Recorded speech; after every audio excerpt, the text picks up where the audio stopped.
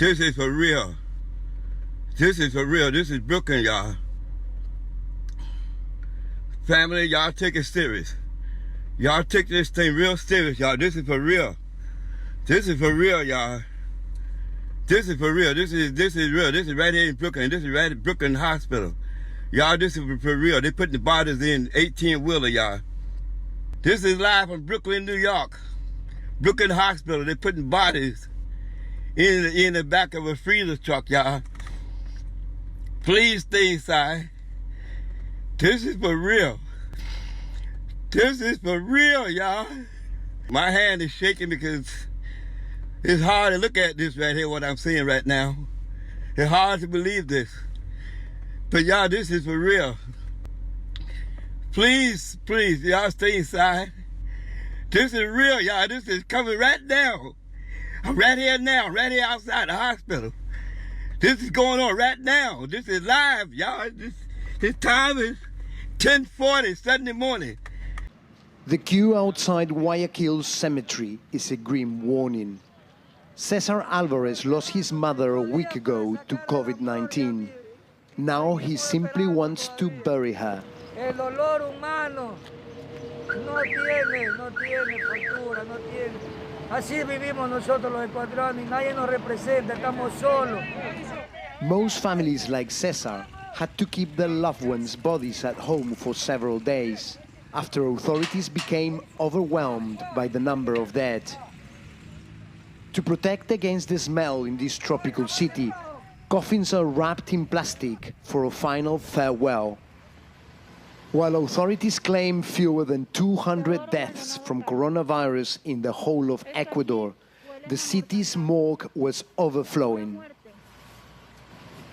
Esta es la realidad. The mayor has now announced 2 emergency cemeteries in Guayaquil to cope with demand. Despite an early lockdown in February, videos by desperate families show a city in chaos.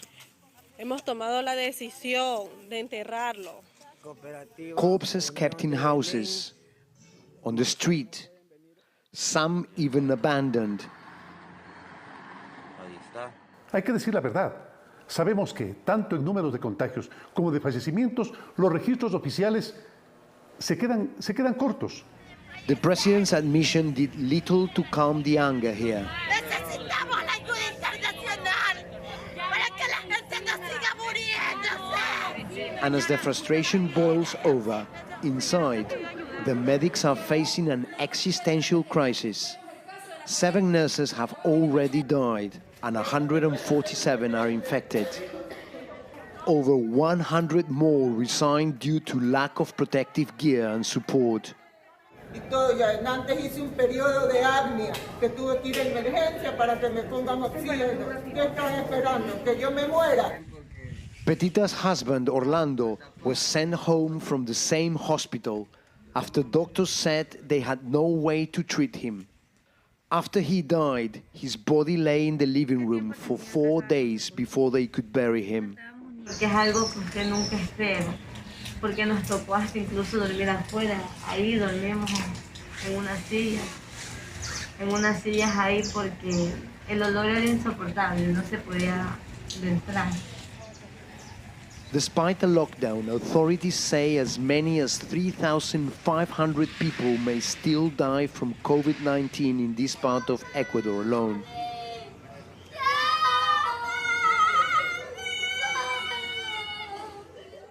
With vast levels of inequality and little investment in public health, Latin America is ill-equipped to cope with the coronavirus crisis. The fear in this region now is that Guayaquil may only be the beginning. If you turned off your television, there is no pandemic. There is no pandemic. I've been across the country 3 different times over the last 9 weeks. There is no pandemic. COVID-19 is a simple flu. Y la sangre, Dios mío lindo. Mire, Dios mío lindo, cómo lo... ¡Oiga, llévense eso! ¡Oiga, llévense eso! ¿Qué pasó? ¿Por qué dejan eso ahí? Mis padres murieron ayer a las 10 de la mañana, por favor, miren cómo lo tengo.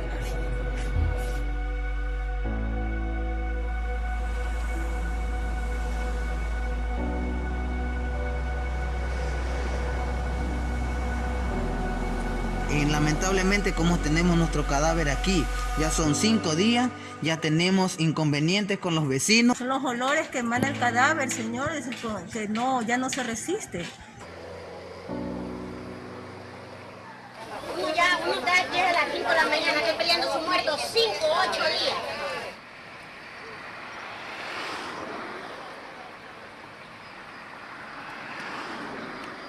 Están muertos allá al fondo, botados de 15, 20 días que ya la cara no se la conoce. Están reventados con gusano, con todo.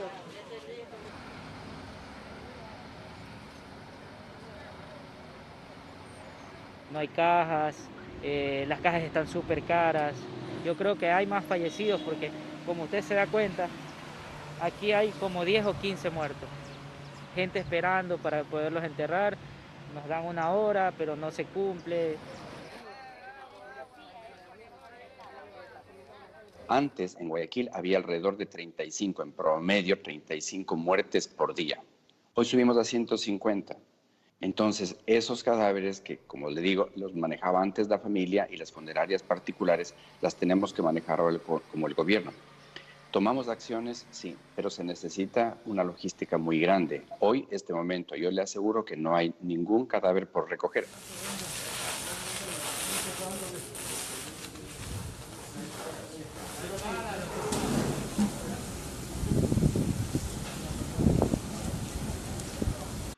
If you turned off your television, there is no pandemic. There is no pandemic. I've been across the country 3 different times over the last 9 weeks. There is no pandemic. COVID-19 is a simple flu. I'm doing this because I want people to understand that this virus, this corona, it's not a joke. You know, I've made jokes about it. Everybody makes jokes about it. I think that's how we deal with it. We make light of hard situations. But Monday, our mum got taken to hospital, Q&E. It looked like it was this corona. And me, my dad,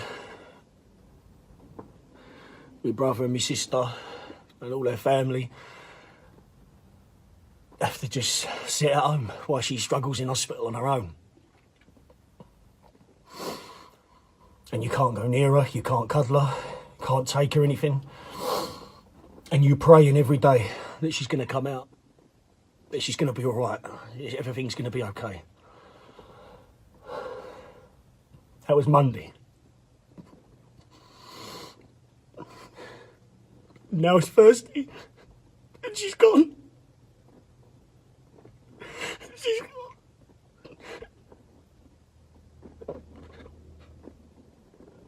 Just like that, it's gone.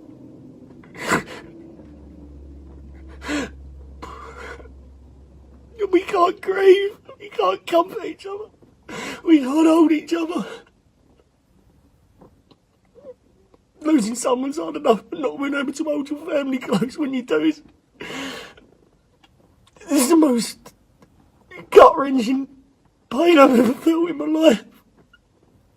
There were so many things that I had left to do and say that I didn't get to do.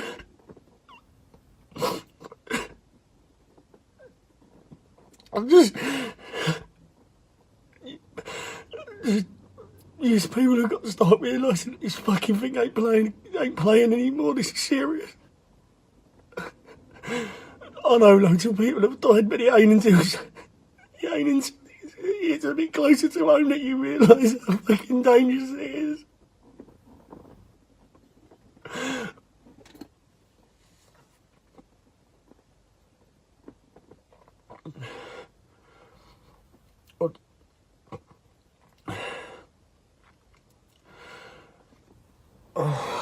I love you, Mum. If you turned off your television, there is no pandemic. There is no pandemic. I've been across the country 3 different times over the last 9 weeks. There is no pandemic. COVID-19 is a simple flu. Facilities are mounting. NBC News counts 4,300 across 27 states, almost double last week's number. There are heartbreaking reports in Massachusetts, Virginia, and New Jersey, leaving loved ones in limbo. There's got to be more personal contact. These people are dying and they're getting a letter. It's really sad. And new hotspots are emerging from Indiana. These people might walk in through the emergency department, and within an hour, they're on life support. To Missouri. I've been a nurse for 11 years, and I have to say this is something that I've never seen before. To South Dakota, where the governor is resisting a stay-at-home order, despite one of the nation's largest pork processing plants shutting down after more than 400 workers got sick. This plant would have been up and running because it is exempted as an essential business that is a part of our critical infrastructure plan. For a health system still under incredible stress. In the past 2 weeks, I've probably seen as much death as I've seen in the past 3 years. It's bad. It's really sad.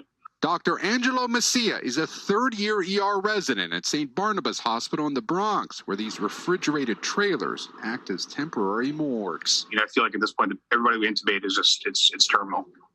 Like, I don't, it almost feels futile. Among the lives lost, Bernie Rubin, the co-founder of an iconic New England furniture store chain. Abdul Ahad Wahab and his wife Tazroon both died from the virus outside Houston. They've been married 53 years. It was just so fast. I dropped my parents off at the ER, my dad on Friday and my mom on Saturday. And they were not even a week in the hospital. They passed away. The CDC says more than 9,000 healthcare workers have reported testing positive for COVID-19, likely an underestimation. Lester? Corpses wrapped in plastic and left on the sidewalk in Ecuador. Trucks overloaded, carrying coffins on racks bolted on the side of the trailer. These are just some of the harrowing images serving as a warning of the spread of the coronavirus to the rest of Latin America. Ecuadorian President Lenin Moreno called for an investigation on Wednesday into how authorities are handling the bodies of coronavirus victims in Guayaquil, the epicenter of the outbreak. But for families of the deceased, they say it's too little, too late. One man who lost two loved ones, Wilmer Aquila, expressed his anger online. This bloody government is a plague. They're all a plague. Why don't they show their faces? The rapid spread of the virus has collapsed not just Ecuador's health system, but overwhelmed funeral homes and cemeteries. Public hospitals have failed to quickly locate the bodies of their loved ones, and in some cases misidentified the remains. Authorities have said at least 1,600 doctors, nurses and healthcare workers are infected and in quarantine. The health minister has also sacked an official who requested money in exchange for handing over the remains from a victim in a public hospital. Cement is being poured and graves built in cemeteries as the death toll rises. Temporary morgues have been installed outside hospitals, and in one video seen by Reuters online, a family appeared to dig a grave themselves, saying that after calls to local authorities went unheeded, they had no other choice. My friends have asked me to make this video whilst I've got this coronavirus, to talk about the signs and symptoms in a bid to make people take it serious. So here goes. I'm 51, normally fit, down the gym 3 times a week at least. I have asthma occasionally and take the preventative pump. It starts with a cough, a very dry cough, and if you're like me, it will make your throat sore. You start to feel generally crappy, and then you'll find your lungs will tighten. I didn't have a fever at this stage, but I went to bed thinking it'd pass. I woke up a few hours later, not being able to breathe properly, temperature, sweaty, clammy, but freezing. I couldn't get warm. I had a raging thirst. My spine hurts. My back hurts. My neck hurts. You don't want to talk. You get shortness of breath if you move around. You don't want to lift your head off the pillow. It does come in waves. You will feel slight relief sometimes, and then it will go. Paracetamol will drop your temperature, but I found that the asthma pump doesn't help me too much.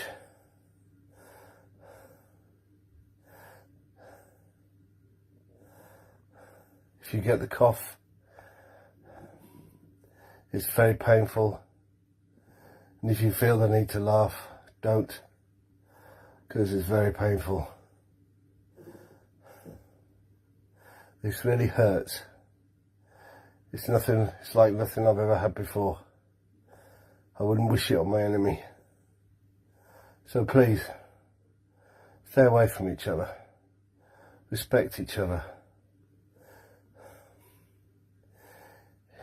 If our parents or grandparents get this, and they have vulnerability, or they're not fit, I'd hate to think what it'll do to them. They'll become a statistic. Be safe. If you turned off your television, there is no pandemic. There is no pandemic. I've been across the country 3 different times over the last 9 weeks. There is no pandemic. COVID-19 is a simple flu. Little man, look, I made it through so far. It's all good, but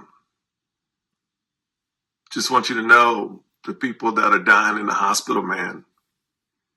I don't care what you're reading. I was in there around people like that, and they're dying alone.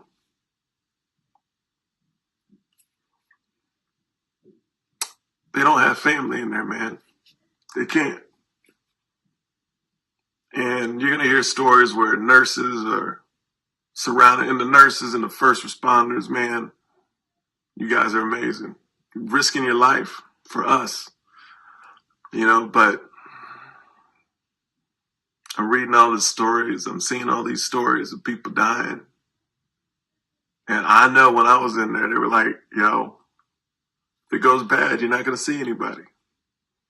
You know, so just remember those people.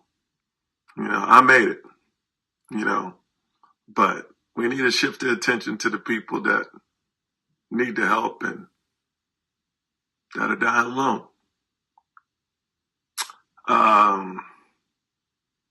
Please stay safe. And thank you for all the support. Appreciate you. If you turned off your television, there is no pandemic. There is no pandemic. I've been across the country 3 different times over the last 9 weeks. There is no pandemic. COVID-19 is a simple flu.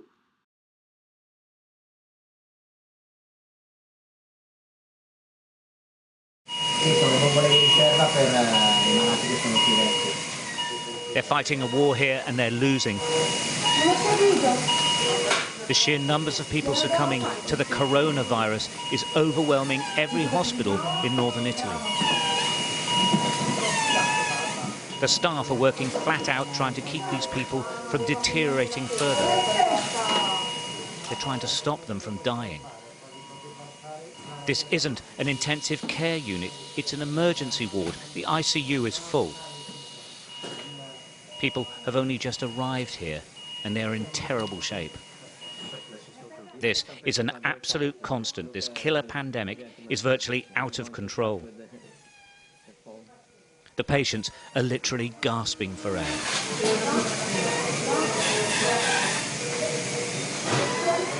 The plastic bubbles the staff struggle to communicate through attempt to equalize the air pressure in the lungs.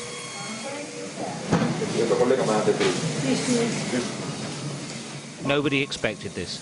Nobody thought they'd be treating so many so quickly. And it's not like flu. It is chronic pneumonia, and it is killing hundreds each day. And it's not like flu. It is chronic pneumonia, and it is killing hundreds each day. There are now 15 patients. The doctors say they've seen nothing like it before and are warning other countries, especially the United Kingdom, that they will see it as well. People keep describing this as like flu. It's worse than that, no? No, it's totally another thing. I think it's most pneumonia, most pneumonia than flu, because most people get pneumonia, and as I said before, it's a very severe pneumonia, and so it's a massive strength for every health system, because we see every day 50 to 60 patients who come to our emergency department with pneumonia, and most of them are so severe they need very high FiO2 of oxygen, and so we have to reorganize our emergency room and our hospital in 3 levels of intensity, as you saw. This is the main hospital in Bergamo in Lombardy province. It's one of the most advanced hospitals in Europe. But it's the most hard hit of all the hospitals in Italy. The town is the centre of the epidemic here.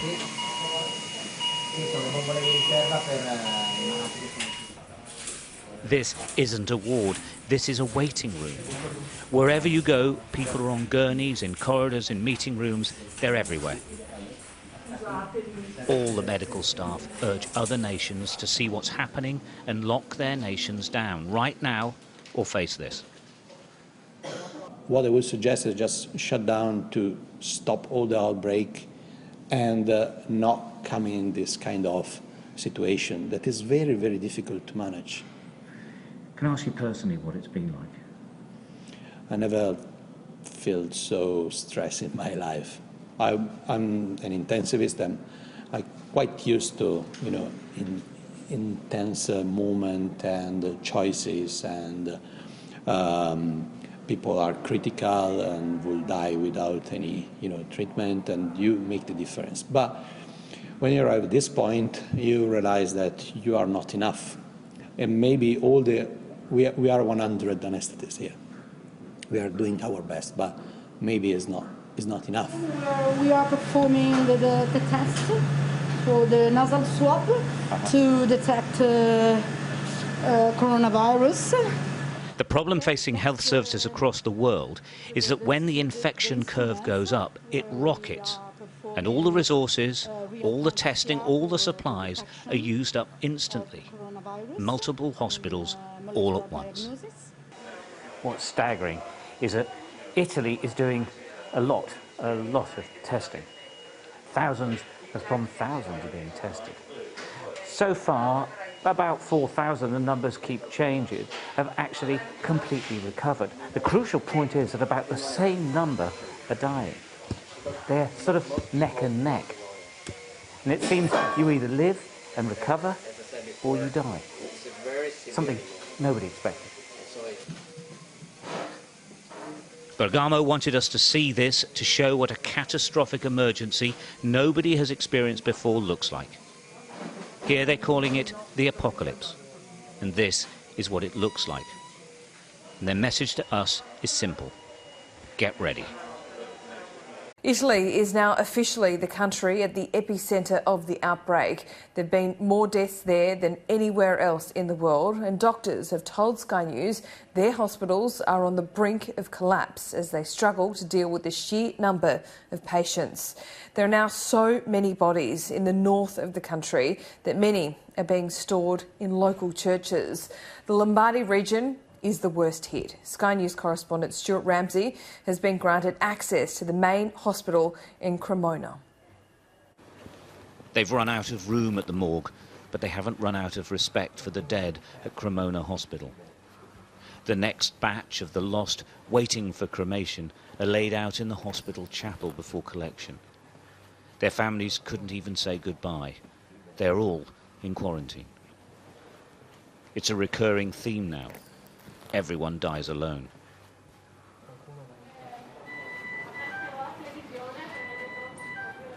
They came from here, the hospital's intensive care unit, which is on the brink of collapse. This is what it looks like when the virus overwhelms And here in Lombardy, it's overwhelming.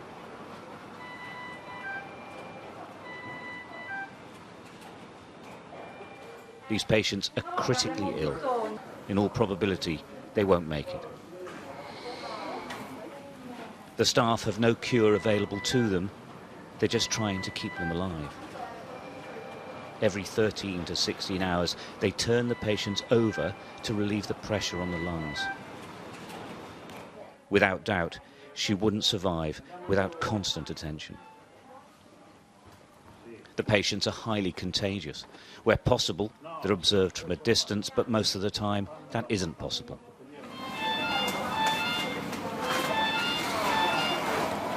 Nobody takes any risks. They wash and sanitize constantly. Gloves, masks, and protective clothes are regularly changed. In truth, these men and women are exhausted. The system is at breaking point, and they are as well. But they keep going. They aren't the front line in this war.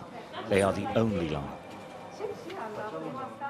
It's a very dangerous, is a disaster, is a tsunami. And we are here 12 hours a day. Only we are go to home for a few hours and come back here for the work, because we are here for the patients. The first, perhaps only bit of good news for the teams here is this man.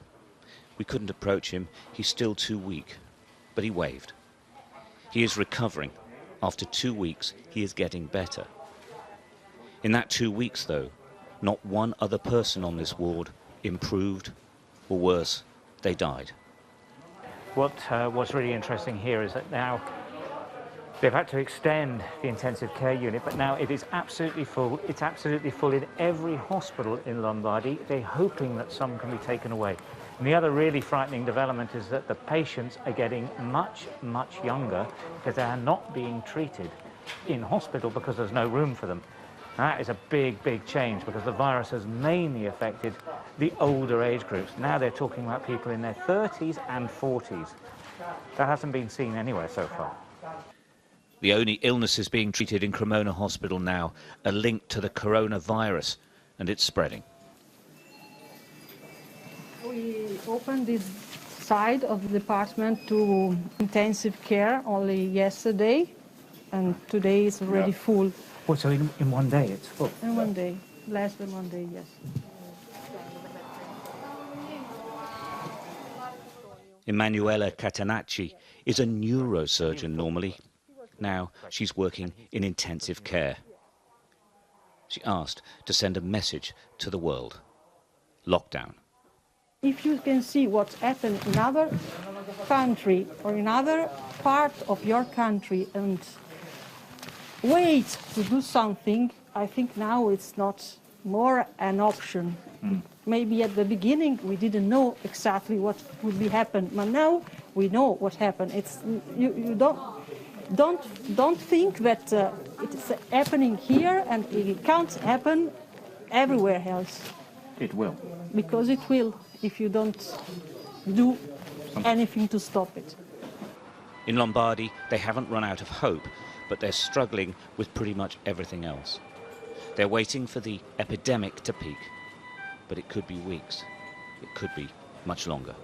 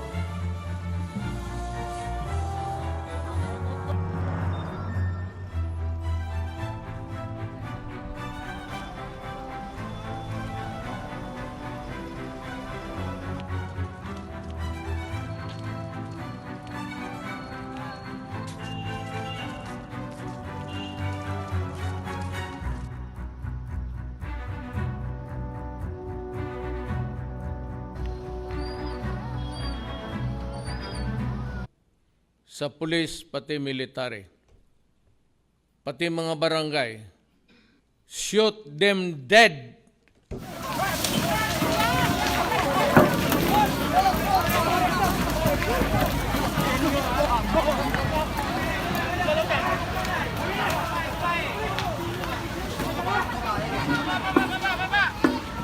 Kung gusto ninyo ng barilan, di sige.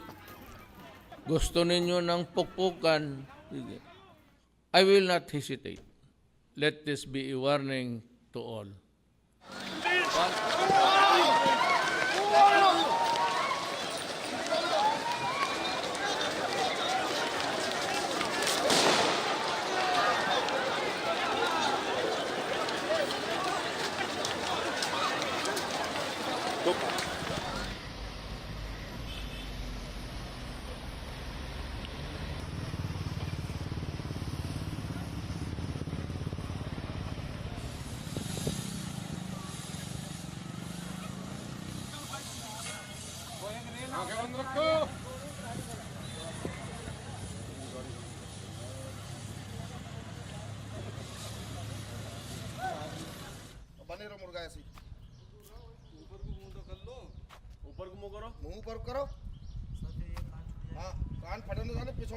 ਅਸੀਂ ਸਮਾਜ ਦੇ ਦੁਸ਼ਮਣ ਆ ਅਸੀਂ ਘਰੇ ਨਹੀਂ ਬੈਠ ਸਕਦੇ No se ve más hoy, calla vos, dale. No se ve más hoy. No se ve más hoy. No se ve más hoy. No se ve más hoy. No se ve más hoy.